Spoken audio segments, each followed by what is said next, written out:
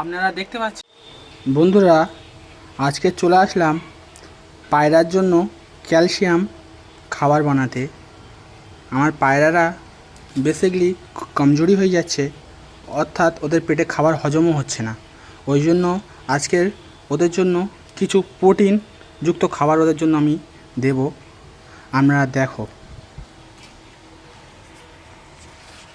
এই যে প্রথমে এই যে ইটটা নিয়ে আসলাম, নোনা ইট। এই ইটটা ওদের জন্য খুব উপকারী। এই ইটটা আমরা ওকে গুঁড়ো করে দেবো।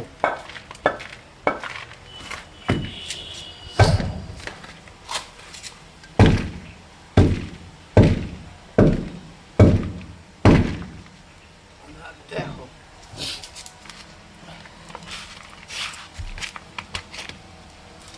ছোট ইট থাকলে ভাঙতে সুবিধা হতো। আপনারা দেখেন, আপনারাও আপনার পায়রাদের এরকম করে দেবে, পায়রা হেলদি থাকবে, অর্থাৎ ফিটও থাকবে।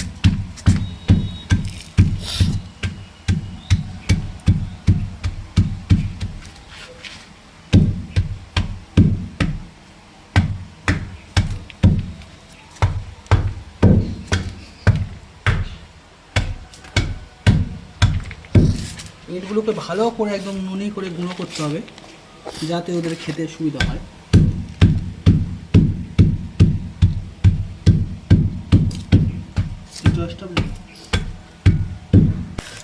দেখতে পাচ্ছেন, প্রথমে আমি ইটগুলোকে ভালো করে গুঁড়ো করে নিলাম। তারপরে আমি এই মাটিগুলোকে এর সাথে মিক্স করব।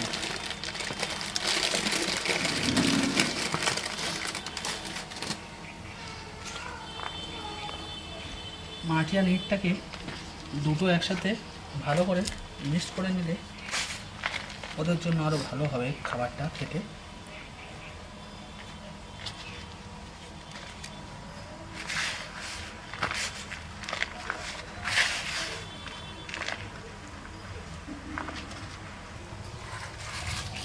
তারপরে আমরা এই ডিমের যে খোলাগুলো আছে এগুলো এদের সাথে মিক্স করে দেবো ভালো করে, একদম ছোট ছোট করে নুন করে এগুলো একদম এদের সাথে মিক্স করে দেবো।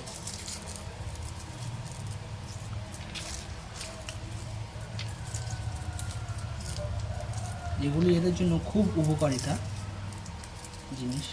আপনারা দেখে আপনারাও ট্রাই করবে আপনাদের পায়রাদের জন্য।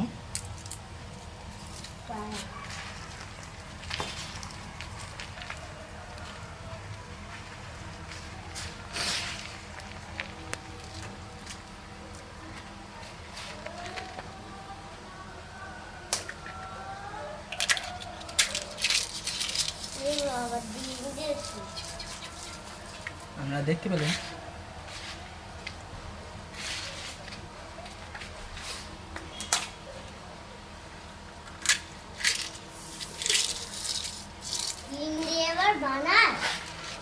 ডিমগুলো দিয়ে আরও করে দিলে ক্যালসিয়াম আরও ভালো হবে, বেস্ট হবে খাওয়ার জন্য।